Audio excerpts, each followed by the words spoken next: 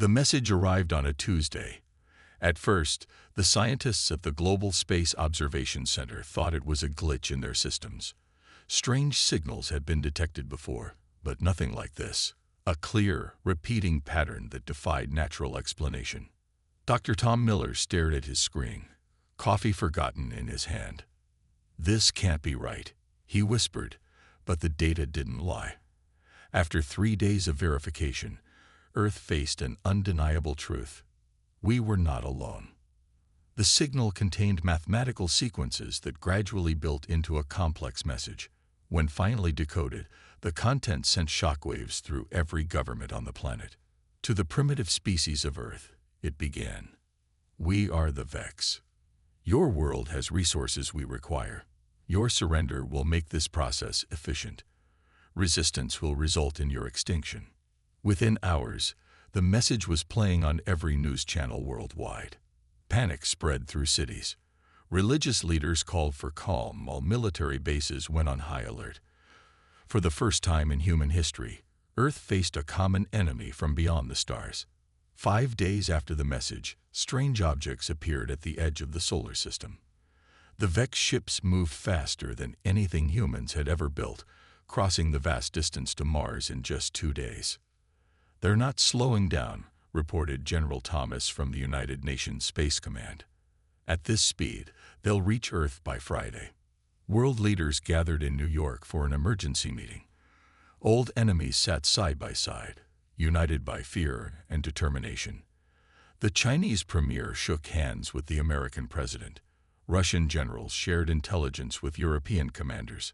"We need someone to lead our response," said the UN secretary. "Someone who understands both military strategy and alien technology." That someone was Captain James Walker, whose team had been studying possible alien contact scenarios for the past decade. Walker wasn't what most expected.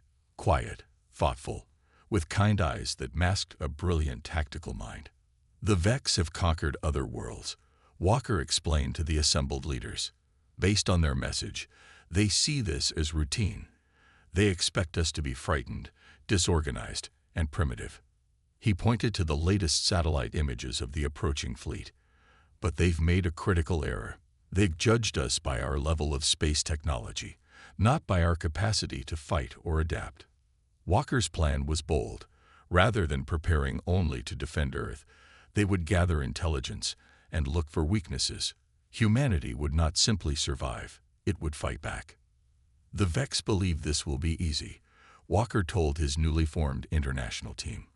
"Our job is to make this the biggest mistake they've ever made."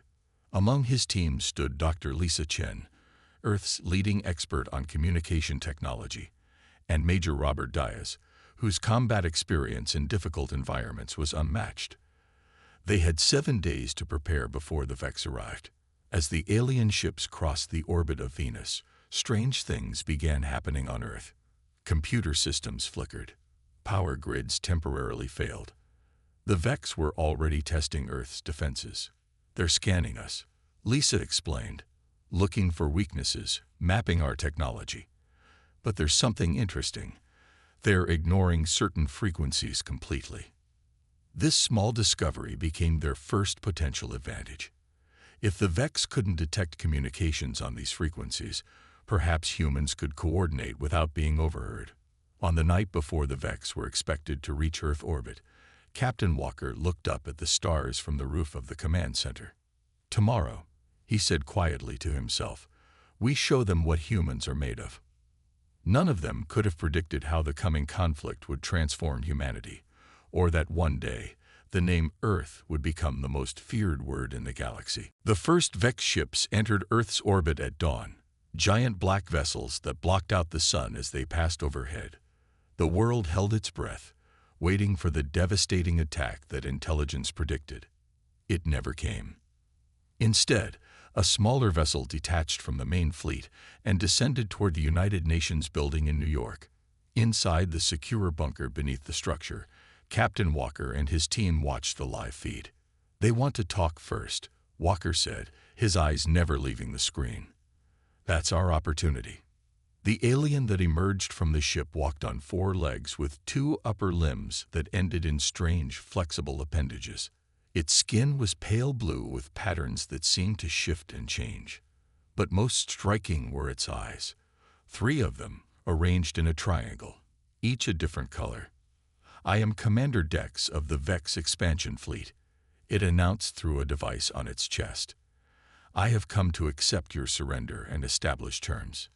The UN Secretary-General, flanked by security, met with the alien while Walker's team monitored every detail. The conversation was brief, with the alien doing most of the talking. "Your species is the 18th we have encountered during our expansion," Commander Dex stated. "All others now serve the Vex.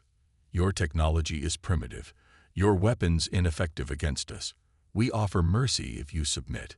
When asked why Earth should surrender without a fight, the aliens' response revealed their first weakness: pride. "We have studied your transmissions for decades. We know your history of constant warfare, your inability to unite, your technological limitations. Our preliminary analysis gives you a survival probability of 0.08% if you resist." Back in the command center, Lisa analyzed the aliens' every word and movement. "They're confident, but there's something else," she said. "They're following a script. This exact approach has worked 17 times before." Major Diaz nodded. "They're not expecting innovation. They believe they know exactly how this plays out." For the next 3 days, Earth appeared to consider the terms while Walker's team worked frantically. Scientists examined the minimal data they had, military strategists developed potential countermeasures, and intelligence officers tried to learn more about their enemy. A breakthrough came when Lisa's team intercepted communications between Vex ships. "They use a quantum frequency we barely understand," she explained to Walker. "But we've translated enough to learn something critical. The Vex avoid direct combat whenever possible. They prefer psychological warfare," added Dr. Ben Taylor, the team's behavioral expert. "Their strategy is to convince species to surrender through intimidation rather than actual fighting." Further analysis revealed more. The Vex had conquered 17 worlds, but not all were as advanced as Earth. Their strategy was to target developing spacefaring civilizations before they became too powerful. Earth had been next on their list. "They're bullies," Walker concluded. "They pick targets they expect to surrender easily. When they do fight, it's with overwhelming force against minimal resistance." On the 4th day, Walker presented his findings to the world leaders. "The Vex are strong, but not invincible. Their ships emit unusual radiation patterns that suggest vulnerability to certain frequencies. Their communication systems have gaps we can exploit. Most importantly, they've never faced a species that fought back effectively." The UN Secretary-General looked troubled. "Can we really win against such advanced technology?" Walker's expression remained steady. "They're advanced, but they're predictable. They've never needed to innovate their tactics because they've never truly been challenged. They don't understand human resilience or creativity." Major Diaz stepped forward with the military assessment. "If we hit them in ways they don't expect, using tactics they've never encountered, we create confusion. Confusion leads to mistakes." As the meeting concluded, satellite imagery showed more Vex ships arriving. Their patience was running out. "We have 48 hours before they expect an answer," Walker told his team. "Let's make sure it's one they never saw coming." The Vex attack began without warning at 300 hours. The world's deadline to surrender had not yet expired, but the aliens had already decided Earth's fate. "Multiple contacts entering atmosphere," shouted the radar technician at North American Defense Command. "They're targeting our military installations first." Captain Walker, who had been catching a rare moment of sleep, rushed to the command center. Screens showed Vex ships descending worldwide, over Pentagon, Moscow, Beijing, and dozens of other strategic locations. "They're following standard invasion protocol," Walker said, his voice steady despite the chaos. "Disable military response, then move to civilian centers." The first wave of destruction was devastating. beam weapons carved through concrete bunkers and steel reinforcements like they were paper. Conventional weapons seemed useless against the Vex shields. At Andrews Air Force Base, pilots scrambled to their jets only to have the runways destroyed before they could take off. Similar scenes played out across the globe. By dawn, nearly 40% of Earth's military capacity lay in ruins. This is exactly what they've done to other worlds, Lisa explained as she worked furiously at her computer. But there's something different this time. They're not hitting population centers yet. Major Diaz pointed to the map. They're being cautious. Our initial resistance was stronger than they expected. He was right. Despite the surprise attack, some human forces had managed effective countermeasures. An Australian submarine had successfully damaged a Vex vessel using a modified torpedo.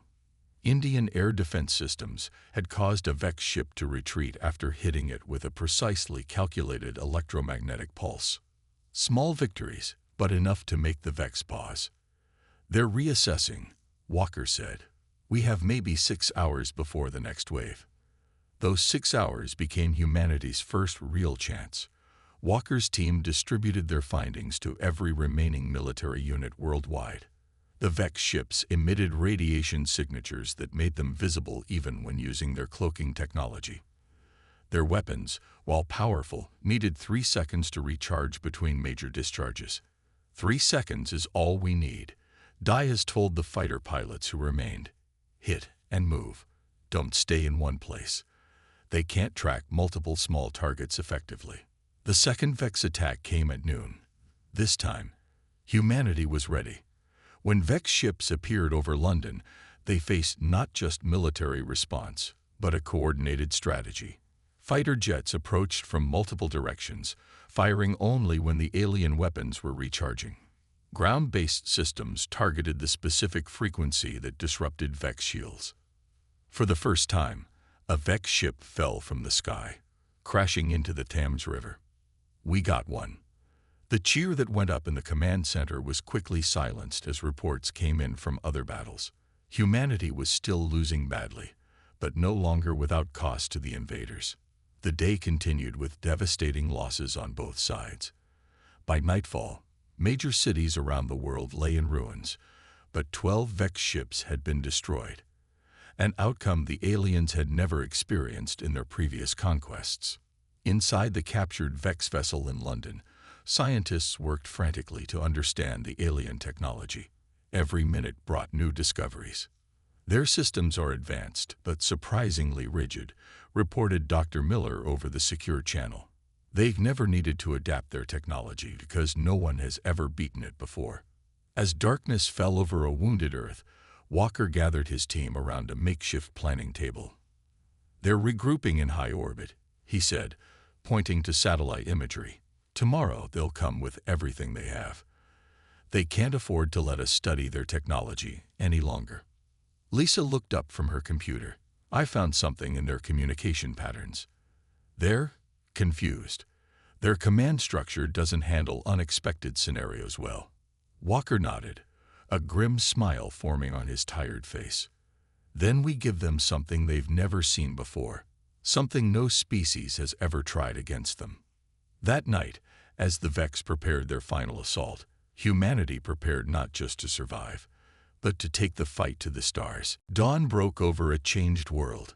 Smoke rose from ruined cities, yet something unexpected was happening.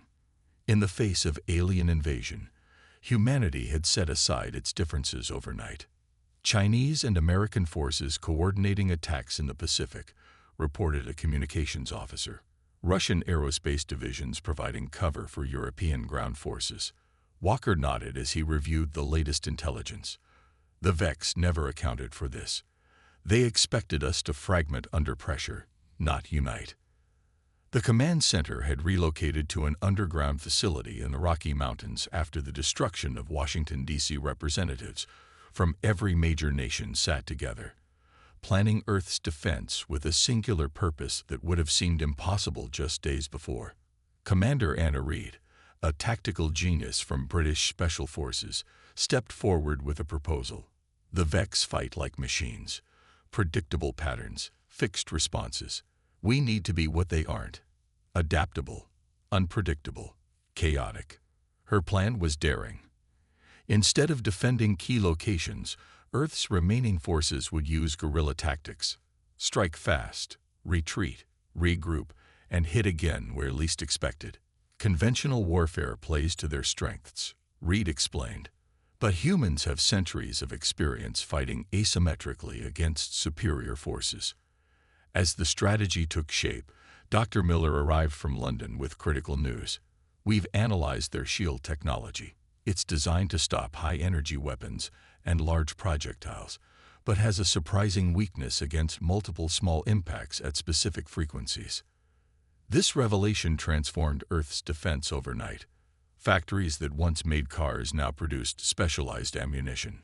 Computer engineers reprogrammed missile guidance systems to exploit VEX vulnerabilities. Civilian radio operators formed networks to track VEX movements using their radiation signatures. When the VEX launched their final assault the next day, they encountered something no species had ever shown them: innovation under fire. In the skies over what remained of Tokyo, Japanese fighters loaded with the new ammunition engaged VEX ships using Reed's unpredictable attack patterns. 6 VEX vessels fell in the first hour. They're trying to adapt, Lisa noted, watching the battle data. But their command structure is too rigid. Each tactical decision requires approval from their hierarchy. Around the world, similar scenes played out. Brazilian forces successfully defended Rio using modified fishing boats equipped with signal jammers that confused VEX targeting systems. Indian engineers deployed electromagnetic pulse devices that temporarily disabled VEX ground troops. By midday, the tide had shifted. The VEX, accustomed to quick victories, found themselves in a war of attrition they hadn't planned for.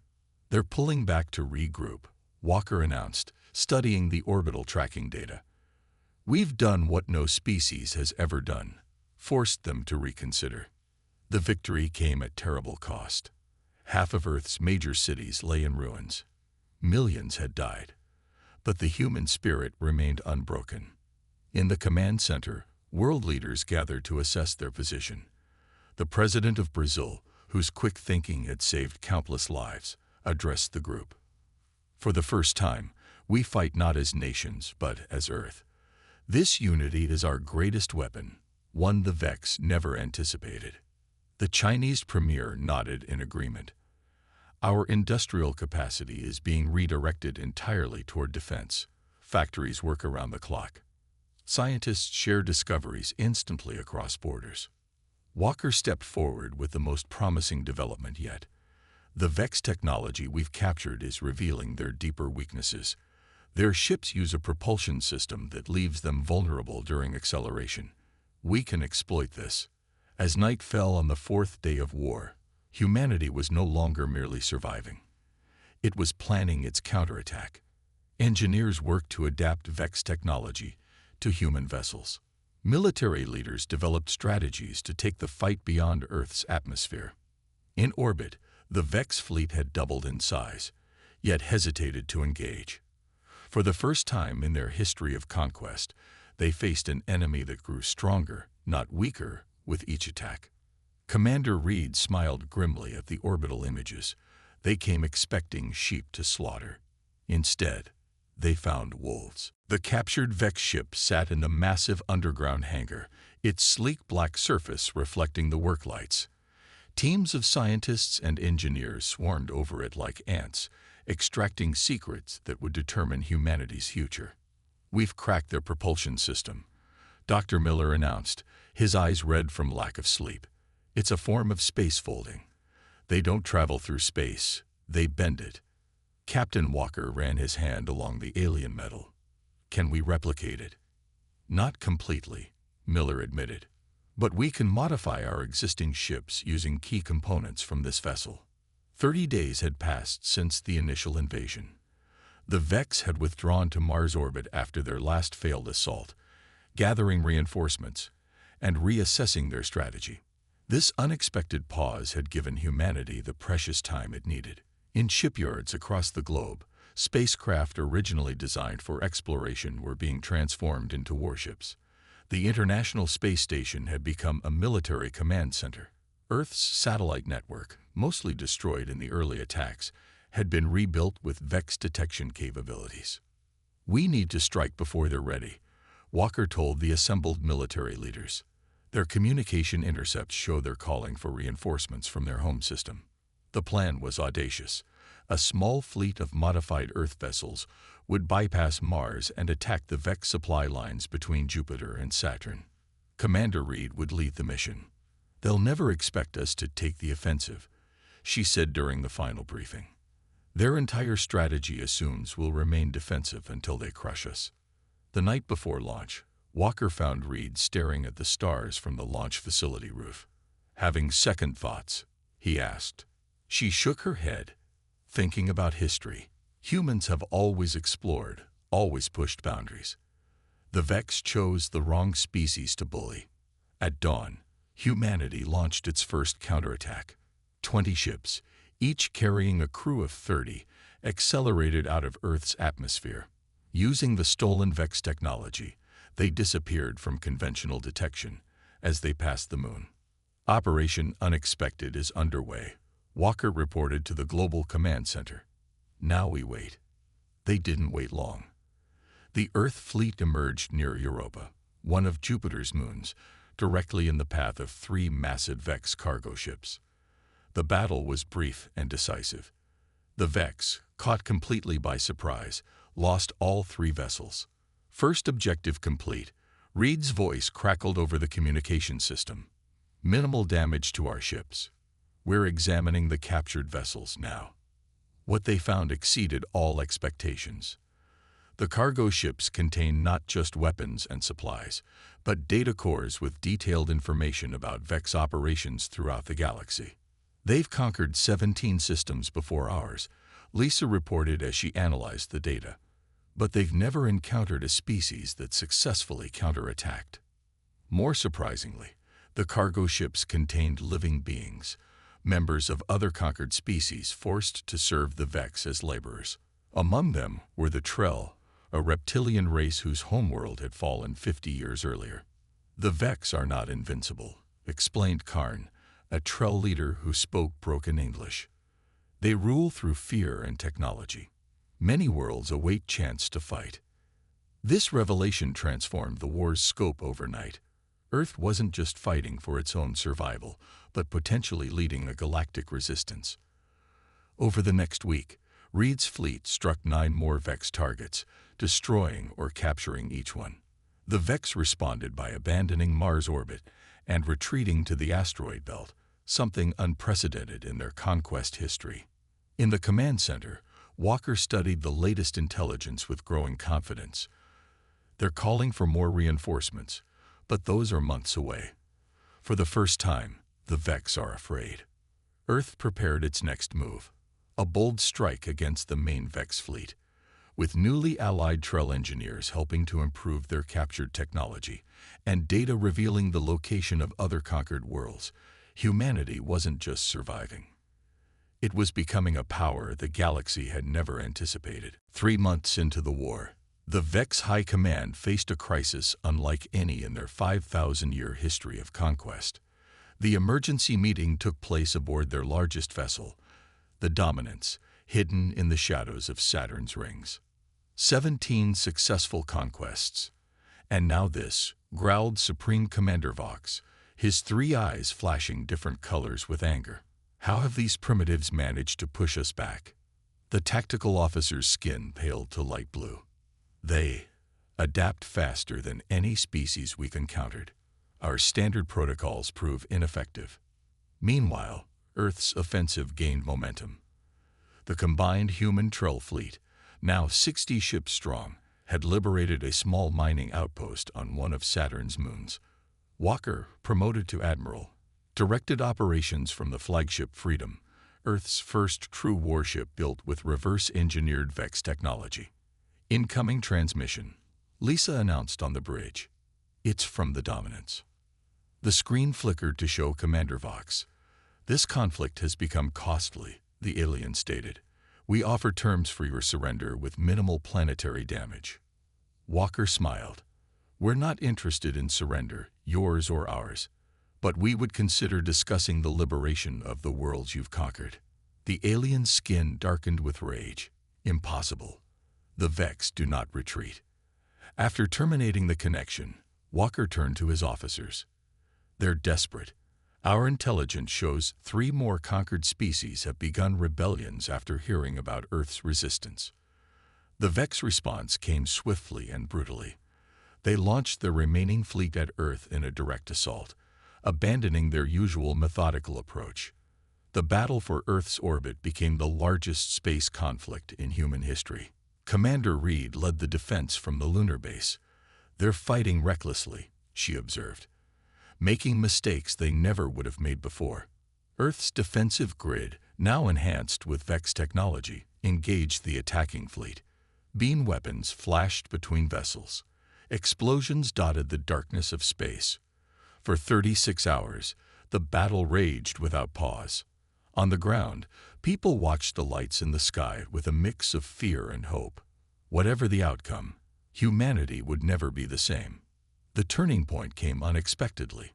3 large vessels emerged from fold space near Mars.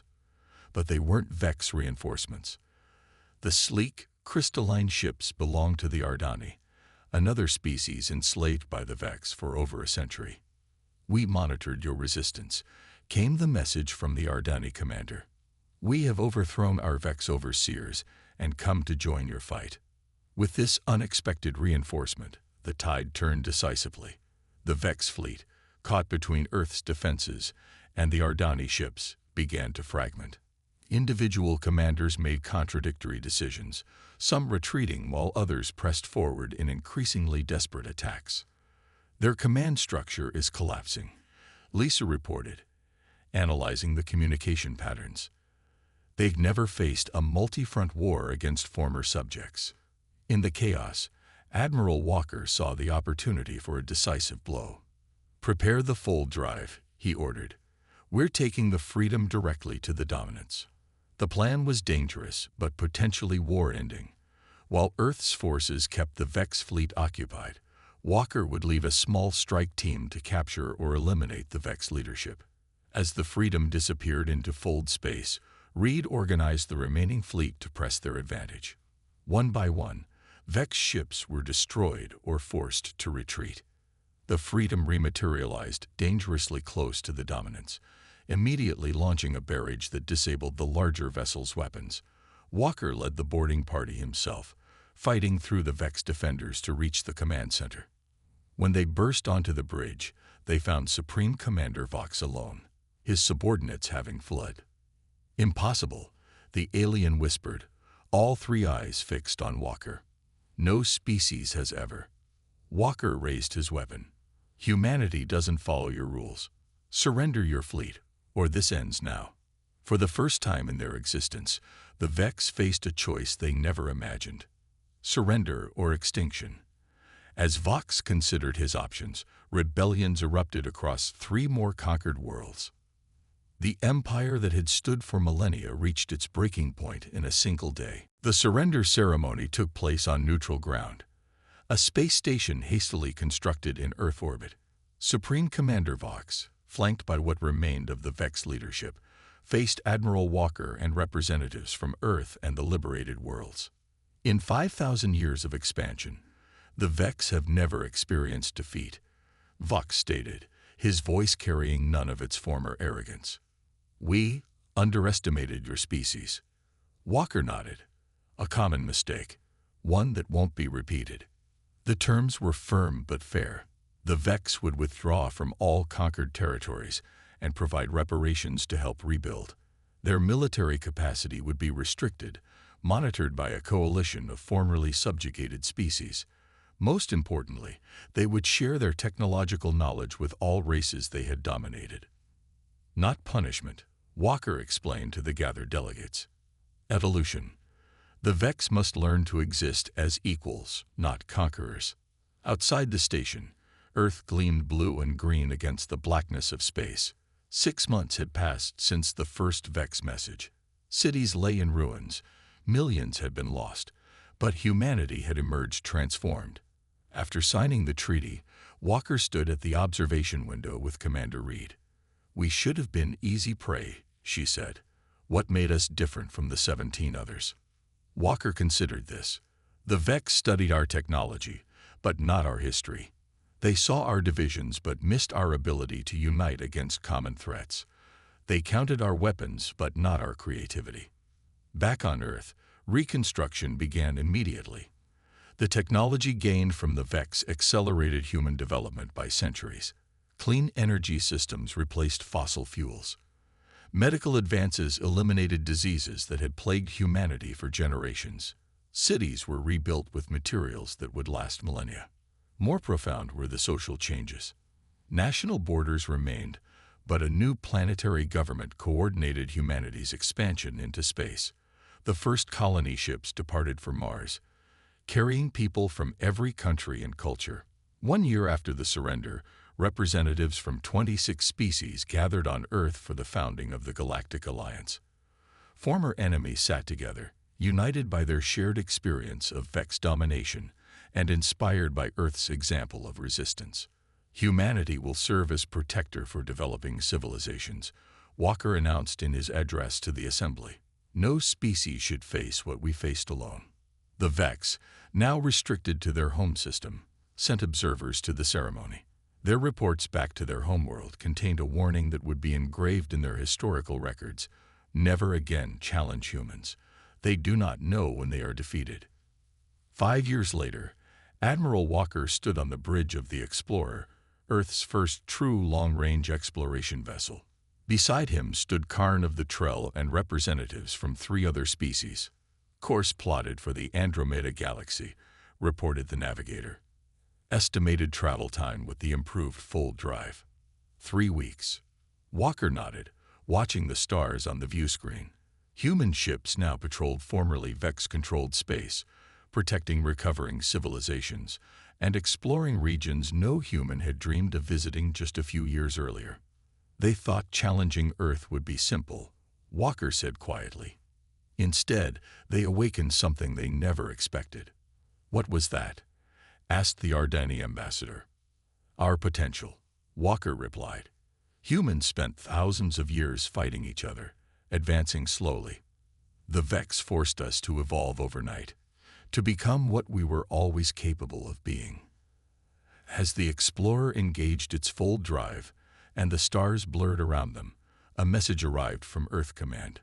3 more former Vex worlds had applied to join the Alliance. The invasion that was meant to subjugate humanity had instead launched it to the stars. Throughout the galaxy, the story spread of the small blue planet whose inhabitants refused to surrender, and how challenging them had been the biggest mistake in Vex history. Earth was no longer just a world, it had become a legend.